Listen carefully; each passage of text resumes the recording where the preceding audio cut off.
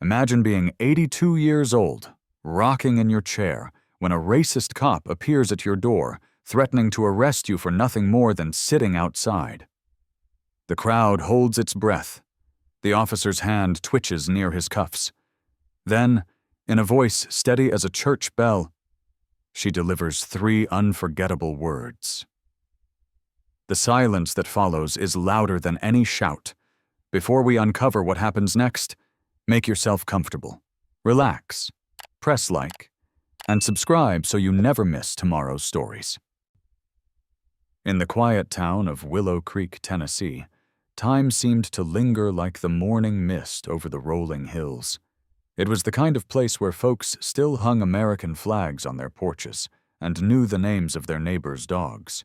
On a warm September evening, with the air thick at 85 degrees Fahrenheit, Esther Mayfield sat on her front porch in a cushioned wicker chair.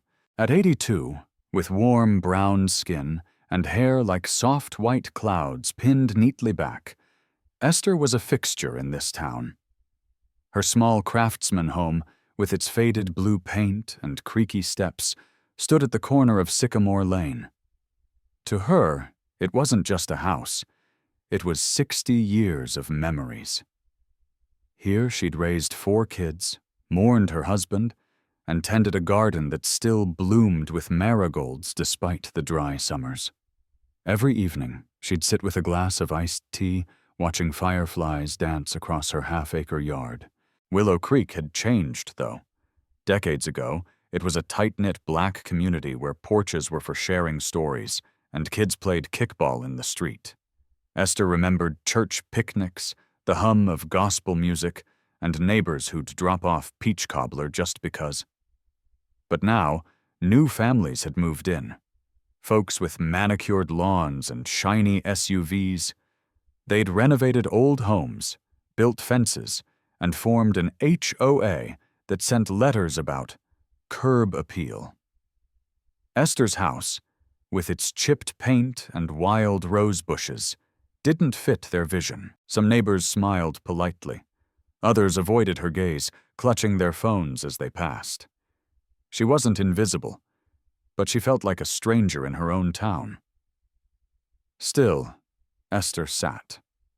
Her porch was her sanctuary, where she'd written poetry, prayed through hard times, and watched her grandkids grow. She wore a yellow sundress, her favorite, and sipped her tea as the sun dipped below the oak trees, casting shadows across her 5-foot-wide porch. Across the street, a young couple walked their labradoodle, glancing at her like she was out of place. Esther sighed, used to it by now. She'd lived through segregation, marched for fair housing in the 60s, and buried friends who'd fought beside her. Being stared at was nothing new. But it still stung. As the crickets started their song, she leaned back, her chair creaking softly. This was her home, her ground, and no sideways glance could take that away. That evening, Esther Mayfield was right where she belonged, unaware of the storm about to roll in. On that sticky September afternoon in Willow Creek, Tennessee, with the heat hovering at 87 degrees Fahrenheit, a phone rang in a brick colonial house just 3 doors down from Esther Mayfield's porch. Karen Whitaker, a 40-year-old HOA treasurer with a clipped bob and a habit of checking her security app, dialed 911. Her heart raced as she gripped her phone, convinced something was off. She'd seen Esther sitting on her porch, rocking slowly, and to Karen, it looked suspicious, like Esther didn't belong in this neighborhood of neat lawns and fresh paint. Karen's voice, tight and urgent, told the operator about an older woman acting strange, claiming she'd seen her staring at houses along Sycamore Lane. Her words spilled out, fueled by unease and a snap judgment she didn't question. She didn't know Esther, hadn't ever said hello, and never thought to ask who she was. To Karen, Esther was just a figure who didn't fit the Willow Creek she imagined. The 911 operator, calm and professional, typed up the report and dispatched 2 county deputies. Within 10 minutes, a black and white patrol car rolled down the quiet street, its tires crunching on the asphalt. The cruiser parked in front of Esther's modest one, 200-square-foot home, its red and blue lights flashing softly in the fading daylight. Deputies Carl Hensley, a grizzled veteran with a permanent scowl, and Ryan Tate, younger and less certain, stepped out. Hensley adjusted his belt, his boots heavy on the sidewalk, while Tate scanned the porch, his hand resting near his radio. The air felt heavier now, like the whole town was watching. Esther, still in her yellow sundress, rocked gently, her iced tea sweating on the wicker table beside her. She noticed the car but didn't flinch, just kept her eyes on the marigolds in her front yard, 20 feet away. As the deputies approached, a neighbor's ring camera caught it all, their purposeful strides, the old house with its peeling paint, and Esther, unmoved in her chair. Hensley's voice cut through the hum of crickets, sharp and official, ready to turn a quiet evening into something else. The moment felt charged, like a spark waiting to ignite, and Esther sensed it. She'd lived too long to miss the signs of trouble coming her way. The deputy's boots thudded on the cracked concrete path leading to Esther Mayfield's porch in Willow Creek, Tennessee, each step echoing like a warning in the warm September dusk. The air was thick, 85 degrees Fahrenheit, and the crickets seemed to hush as Deputy Carl Hensley and Deputy Ryan Tate reached the steps of Esther's 200-square-foot craftsman home. Esther, 82, sat steady in her wicker chair, her yellow sundress catching the last rays of sunlight. Her glass of iced tea sat untouched on the table, condensation pooling around its base. She looked up at the officers, her brown eyes calm but sharp, like she'd seen this scene before, maybe not on this porch, but in a lifetime of moments just like it. Hensley, his face lined from 20 years on the force, stood tall, hands on his hips, his badge glinting under the porch light. Tate, newer and less sure, hovered a step behind, his fingers twitching near his radio. "Ma'am," Hensley started, his voice gruff. "We got a call about someone acting suspicious around here. Mind telling us what you're doing out here?" Esther didn't move, just kept rocking gently, the creak of her chair steady as a heartbeat. "I'm sitting on my porch, officer," she said, her tone even, like she was stating the weather. "Been here since lunch, enjoying my evening. That a problem?" Hensley's eyes narrowed, not expecting the calm defiance in her voice. He shifted his weight, boots scraping the wood. "The caller said someone was staring at houses, maybe chasing them. You fit the description. Care to explain where you've been the last hour?" Esther's hands rested on the arms of her chair, steady despite the weight of his words. "Young man," she said, her voice firm but kind, "I've been right here, same as I am every evening. I've lived in this house 60 years, raised 4 kids, and planted every flower in that yard out there. I don't case houses. I live in one." Tate glanced at the marigolds 20 feet away, then at the faded welcome mat under Esther's feet, something uneasy flickering in his eyes. But Hensley wasn't backing down. He took a step closer, his shadow falling over her. "So you're saying the caller's lying?" he pressed, his tone sharp enough to cut. "I'm saying they're mistaken," Esther replied, her gaze never wavering. "Folks see what they want to see, not what's true." Hensley's jaw tightened, and he leaned in, his hand brushing the edge of his holster. Not a grab, but a message. "Look, ma'am, we can do this easy or hard. Come with us to the station, answer a few questions, and you're home by supper. Or you make this difficult, and we detain you for obstructing an investigation. Your choice." Tate shifted, his eyes darting to the neighbor's house across the street, where a curtain twitched. He knew a phone was probably recording, but Hensley didn't seem to care. Esther sat up straighter, her fingers tightening on the chair's arms. "Officer," she said, her voice clear as a church bell, "I'm not going anywhere. I've done nothing wrong. You want to talk, you talk right here, where my neighbors can see and your cameras can record. I won't be bullied on my own porch." The words landed heavy, like a line drawn in the dirt. Hensley's face flushed, his hand inching closer to his cuffs. "You're refusing a lawful order," he snapped. "Stand up, hands behind your back. You're being detained." Esther didn't flinch. "I'm not standing," she said, her voice a quiet storm. "If you want to arrest me, you'll have to drag me off this chair, and I won't make it easy." Silence fell, thick and tense, broken only by a dog barking 2 houses down. Tate froze, sensing the weight of eyes watching from the street. Hensley stepped forward, boots loud on the porch, ready to escalate.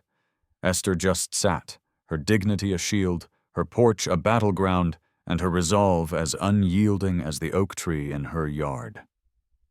Just as the tension on Esther Mayfield's porch in Willow Creek, Tennessee, teetered on the edge, with Deputy Carl Hensley's hand hovering near his cuffs and Esther's steady gaze holding firm, a low rumble broke the silence. It was the sound of tires on asphalt, steady and deliberate, cutting through the 85-degree Fahrenheit evening air. A sleek gray pickup truck, its chrome trim catching the last of the dusk, rounded the corner of Sycamore Lane and pulled up sharp in front of Esther's 200-square-foot craftsman home. The engine cut off, and the driver's door swung open. Out stepped Daniel Mayfield, Esther's son, a 58-year-old fire chief with a broad frame and a presence that filled the street. His Navy uniform was crisp, the badge on his chest gleaming under the streetlight, and his eyes burned with a calm but unmistakable fire. The air shifted, like the whole town took a breath. Daniel strode toward the porch, his work boots steady on the 20-foot path from the curb. Esther didn't move from her wicker chair, but her lips parted in quiet relief. She knew that truck, that walk, her boy, the one she'd raised to stand tall in a world that often pushed back. Hensley turned, his hand still near his cuffs, while Deputy Ryan Tate stepped back, his face paling. "What's going on here?" Daniel asked, his voice low but sharp, like a blade wrapped in velvet. Hensley squared his shoulders, trying to hold his ground. "Sir, this is a police matter. Please step back." Daniel didn't budge. He reached into his pocket, pulled out his ID, and held it up, the fire chief's badge catching the porch light. "I'm Daniel Mayfield, Willow Creek Fire Chief," he said, his tone even but heavy. "And that woman you're threatening is Esther Mayfield, my mother. She's 82, lived here 60 years, and owns every inch of this property. Now tell me what you're accusing her of." The words hit like a gavel. Tate's eyes widened, and Hensley's jaw tightened, his confidence cracking. They'd walked into this thinking they had control, but Daniel's presence flipped the script. Hensley stammered, "We got a call about suspicious activity, someone matching her description, supposedly casing houses." Daniel's gaze didn't waver. "So you saw an 82-year-old woman sitting on her porch drinking iced tea and decided she's a criminal? Based on a vague call?" Esther spoke up, her voice soft but clear. "They wanted to take me to the station. Said I was obstructing." Daniel's eyes flicked to Hensley, then Tate. "You threatened to arrest my mother on her own property with no evidence? You reached for your cuffs?" Hensley opened his mouth, but Daniel cut him off. "Don't. I want your badge numbers. I want your body cam footage. And I want you off her porch." The deputies stood frozen, the weight of Daniel's authority sinking in. Neighbors watched from their yards, phones out, recording. Esther sat still, her dignity unshaken, as her son stood beside her, a shield built from love and justice. The porch, once a place of quiet, was now a stage where truth demanded to be heard. The gray pickup truck's taillights hadn't even faded down Sycamore Lane before the air around Esther Mayfield's porch in Willow Creek, Tennessee, started to feel lighter, like a storm cloud breaking apart. The 85-degree Fahrenheit evening settled back into its quiet rhythm, but the sting of what had just happened lingered. Esther, 82, sat in her wicker chair, her yellow sundress still neat, her iced tea now warm on the table. Her son, Daniel Mayfield, the 58-year-old fire chief, stood at the porch's edge, his broad shoulders tense, his phone already in hand.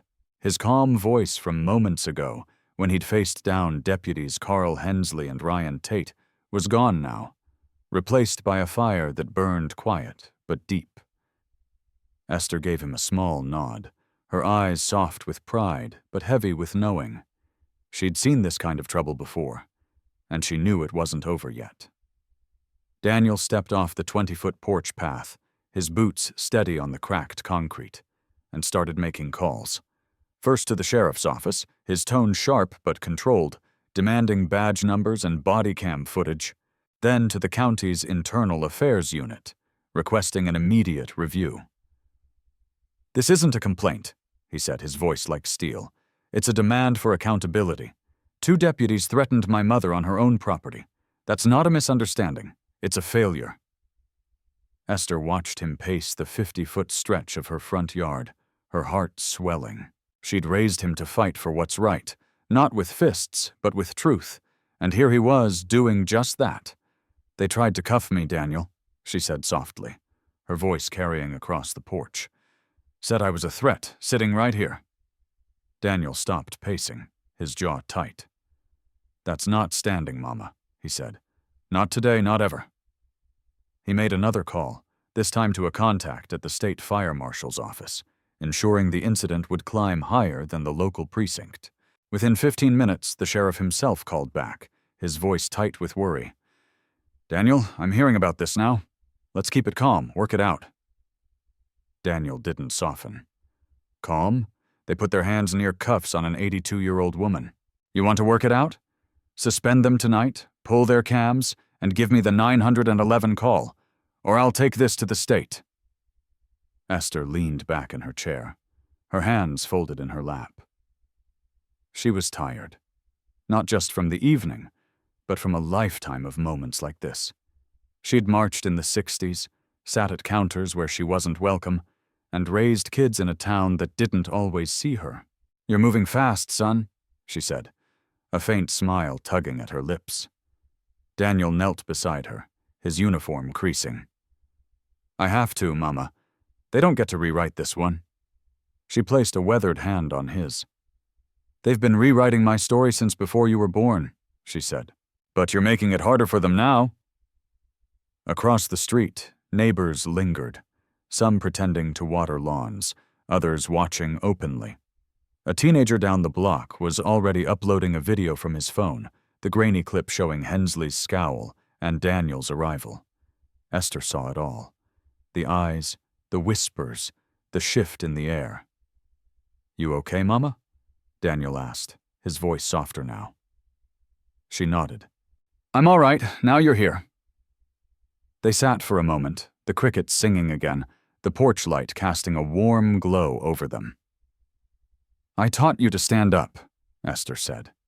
"You did," Daniel replied, "and you showed me how to do it with heart." The deputy's cruiser was long gone, but the echo of their mistake hung heavy. Daniel's anger simmered, but Esther's calm anchored him. This wasn't just about her porch. It was about every porch, every elder, every soul made to feel small. And as the stars blinked on above Willow Creek, one thing was clear. Daniel wasn't done, and Esther wasn't moving. This was only the beginning. By sunrise in Willow Creek, Tennessee, the quiet of Sycamore Lane was gone, replaced by a buzz that seemed to hum through the town's 12 square miles. Esther Mayfield's porch, once just a 20-foot stretch of weathered wood, had become something bigger, a symbol, a story, a spark. The 82-year-old's run-in with deputies Carl Hensley and Ryan Tate the night before, caught on a teenager's phone, had spread like wildfire across social media. By 7 a.m., the grainy video had thousands of views, showing Esther's steady refusal to leave her wicker chair, Hensley's hand near his cuffs, and Daniel Mayfield, her 58-year-old fire chief's son, stepping in like a force of nature. Local news vans parked 2 blocks away, their antennas poking into the 70-degree Fahrenheit morning air. Esther, in her yellow sundress, stirred her coffee inside her 200-square-foot craftsman home, wanting no part of the spotlight. She'd lived through too many battles to crave attention for surviving another. Daniel, though, knew the story wasn't just theirs anymore. He stood on the porch, phone buzzing with texts from colleagues and calls from reporters. The sheriff's office had suspended Hensley and Tate without pay by 8 a.m., a move Daniel had pushed for in his calls the night before. Internal Affairs was digging into their records, pulling data from the past year, over 60 stops, mostly in black neighborhoods, with vague reports like suspicious behavior. The numbers painted a picture of bias that Willow Creek's tidy streets had long ignored. At a community meeting that evening in the town's Baptist church, the pews filled with folks, black, white, young, old, some angry, some uneasy. A retired teacher, 78, stood and told of being followed home from the grocery store, accused of loitering in his own neighborhood. A young mom shared how her 16-year-old was stopped for biking too fast, his backpack searched without cause. Esther wasn't there. She'd told Daniel she'd said her piece by staying put, but the room felt her presence. Daniel sat in the back, his navy uniform swapped for a plain polo, listening as the stories poured out. Each one tightened the knot in his chest. He'd grown up on these streets, played ball in these yards, and thought things had changed since the 70s. But his mother's porch had cracked that illusion wide open. By the next day, the sheriff's office held a press conference on the county courthouse steps, a 10-minute walk from Esther's home. Flanked by a councilwoman and a civil rights advocate, the sheriff admitted fault. "What happened to Esther Mayfield was wrong," he said, voice strained. "We're reviewing our training, adding bias education, and working with a community board to rebuild trust." Daniel, there at the sheriff's request, spoke briefly. "My mother shouldn't have had to prove she belonged on her own porch," he said. "Nobody should. Safety means everyone, not just some." Back home, Esther watered her marigolds, the hose spraying gently across her half-acre yard. She didn't watch the news. She didn't need to. Her phone rang with calls from old friends, a pastor, even a cousin in Memphis who'd seen the video. Letters arrived, one with a handwritten note from a neighbor saying, "I should have said hello sooner." Esther appreciated it, but her heart was heavy. At 82, she'd hoped the world would have learned by now. Daniel faced his own battles. At the fire station, some co-workers gave him tight-lipped nods. Others whispered about stirring trouble. He didn't care. He'd sworn to protect. And that included his mother, her dignity, her right to sit unbothered on her porch. That night, Esther sat in her chair, the crickets singing under a sky streaked with stars. Daniel joined her, his boots resting on the porch steps. "They're starting to listen, Mama," he said. She nodded, her eyes on the oak tree across the street. "Listening's easy. Changing's hard." The town was waking up, but Esther knew real change wasn't in meetings or headlines. It was in the quiet work of standing firm, like she had, refusing to shrink. Her porch had spoken, not with shouts, but with stillness, and Willow Creek would never be the same. For every elder who'd felt unseen, every kid stopped for no reason, Esther's stand was a reminder. Your place matters, and no one gets to take it away. The community center in Willow Creek, Tennessee, was packed to the brim. Its 200 folding chairs filled with folks from all corners of the town's 12 square miles. The air, warm at 75 degrees Fahrenheit, carried a nervous hum as people whispered about Esther Mayfield's porch standoff from 2 weeks ago. Esther, 82, sat near the front, her yellow cardigan draped over her shoulders, her hands folded calmly in her lap. She hadn't wanted to come. Her 200-square-foot craftsman home and its quiet porch were enough for her. But Daniel, her 58-year-old fire chief's son, had asked her to be there, not for herself, but for the town. The room buzzed with tension, faces lit by the glow of a single overhead projector showing the sheriff's new community trust plan. Daniel sat beside Esther, his tie loose, his eyes scanning the crowd, knowing this night could shift things. The sheriff stepped to the microphone, his voice steady but careful. "We're here to address what happened to Esther Mayfield," he said. "It was a mistake, and we're making changes, new training, oversight, accountability." The crowd murmured, some nodding, others skeptical. Then, from the back, a figure stood. Karen Whitaker, the HOA treasurer who'd called 911 on Esther. Her hands shook as she walked to the front, her heels clicking on the linoleum floor. She clutched a crumpled piece of paper, her face pale under the fluorescent lights.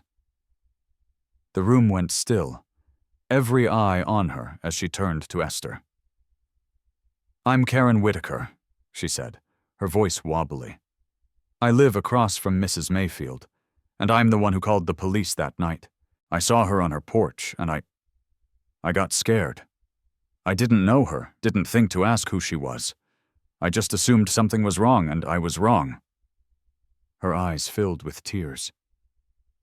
"Mrs. Mayfield, I'm so sorry for what I caused, for the fear, for those deputies showing up. I've lived 50 feet from you for 3 years, and never said hello. I failed you, and I'll carry that." Esther didn't move right away, letting the silence settle like dust. Then she stood, slow and graceful, her cane tapping softly as she walked to Karen. The crowd held its breath. "You said you were scared," Esther said, her voice gentle but firm. "Scared of an old woman sitting 20 feet from her own marigolds drinking tea? You didn't see me, Karen. You saw what you expected, and that's where the trouble starts."